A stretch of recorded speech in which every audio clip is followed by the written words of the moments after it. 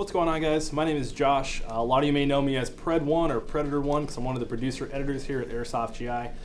Recently we got to go on probably a dream trip for most, which is Operation Irene in Kentucky.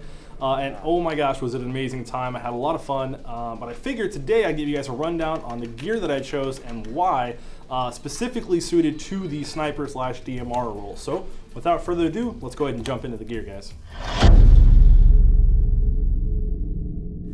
Airsoft GI would like to thank our sponsors. Alright guys, so I'm sure that a lot of the first questions you're going to have is, what gun is Josh rocking? So to start things off, we have a G&G SR25 base. Now this does take the 7.62 mag platform, so it's a little different than an M4, but everything else functions pretty much the same.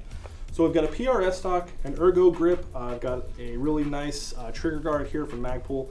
We've got an MFR rail with a riser on top of it, which houses obviously my scope and my AFG. Now AFG, I was originally thinking about going with a bipod, but I decided to go with the AFG just because of how easy it is to pick up the gun and just get on target if I need to. So I really like the AFG. I think it was a good solid choice.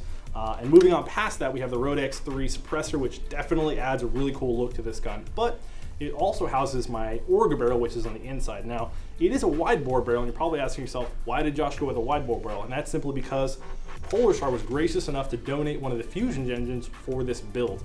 And I was utilizing the extra air that you get out of a Polar Star system because it's so much more efficient over the standard AEG that I can run a wide bore barrel and basically create a small cushion of air around the BB to just send it right out the end of the barrel, sailing towards my enemies, which is the preferred method. So I'm definitely very excited about this build. It was a lot of fun to put together, and our tech, me and the head tech, Aaron Mora, worked together pretty frequently to try to get this as best we possibly could put together for Operation Irene. This is custom built exactly for that op, and I'll tell you right now, it performed flawlessly. So obviously this is a Polar Star system, so I do have my rig and tank and stuff that's running in my Osprey backpack in the back, which we'll get to in a little bit, but so far, overall, this gun has been amazing. I love it so much, and it got me a ton of kills at Irene. All right, now one other point I do want to touch on before we jump onto the rest of the gear is the sling that I was rocking. Now this sling is probably one of the best that I've had for any kind of sniper platform, and it is the Blue Force Gear Larry Vickers style sling. I'm not sure exactly what the correct term for it is, but it is a Blue Force sling nonetheless. And it adds a really cool element of being able to rapidly transition from shouldering to basically on a patrol setting where I can have my hands free. So a really cool piece of kit that I definitely would say anybody out there rocking a sniper rifle or a DMR type of role, this is something you might want to look into. Moving on from that, we do have obviously the rest of my gear. So I'm going to kind of start from the head down and go down this way. Now the first thing you probably have some questions about is, what is this thing I'm rocking here? And this is basically a Voodoo tactical sniper half shell kind of thing. This is a really cool piece of kit that doesn't have a lot of weights and definitely breaks up your pattern to kind of conceal you a little bit. Now I want to specify, I am wearing this improperly.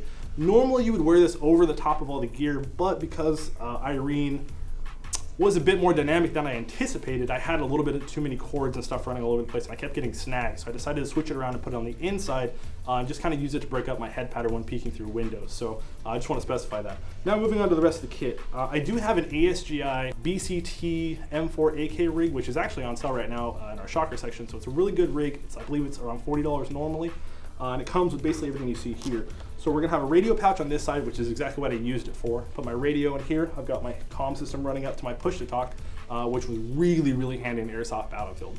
Running communications is one of those things that I feel like not a lot of people do that can really be a force multiplier for your team. So I'm definitely an advocate of it, especially when you got a high-powered optic that you can sight out for a lot of your friends. So with that being said, moving on to the rest of the rig, we basically have 4 mag pouches on the front. Now I opted to, instead of running obviously M4, I have 7.62 mags. They're a little bigger, so I only put 1 per. I might have been able to put 2 in there, but it was stretching it a little bit, and I figured, just for comfort's sake, I'll run 1 in each, and it fits just fine. We also have a couple mag pouches on the front here for putting pistol magazines in. I actually just put my my Revision anti-fog wipes in here so I could get to them really easy if I got any fogging on the field, which those things definitely saved the day. Moving on from that, I do have my 1911 pistol mags on this side, which is something easy to get to that I can easily just take them out real quick and get to my transition now. Speaking of sidearms, I do have a sidearm on this side, and it is my KWA 1911 Mark II. Now I definitely love this pistol a lot. It's got a rail, it's all your standard 1911 stuff. Don't need to go too far into that, but it definitely did the job for what I needed for the operation. All right, so moving back towards the center of my chest rig, I do have a flashlight that I got from G&G, which is a great gift. So if G&G, you're watching this, thank you for the gift. I really appreciate the laser engraved flashlight. It was definitely a really awesome thing to take with me to Irene. It helped out a lot in those dark environments. Now, Irene does have night games, like I was saying, for the dark environment. So this is our little strobe red that we had that would basically signify if we were dead that we could light up during the night games, because it is a bit hard to tell if you've hit somebody or not. So those definitely help for that. Pretty much other than that, I mean, it's nothing too crazy. I got an OD schmonk, rocking my Polar Star hat once again. Thank you guys so much for the Polar Star Fusion engine. It is simply superb, and I can't thank you guys enough. And other than that, I just got a little, basically a pretty simple Condor headset, I believe is the one who makes these. And remember, I mean, we weren't supposed to be super tacked out for this event. We were supposed to be the Freedom Fighters, and I already felt a little untactical by taking a pretty modern rifle, so to speak.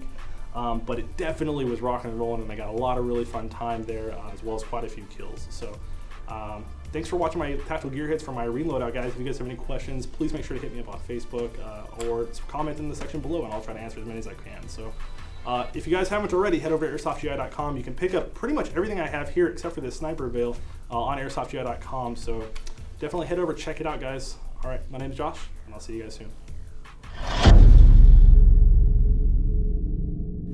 Airsoft GI would like to thank our sponsors.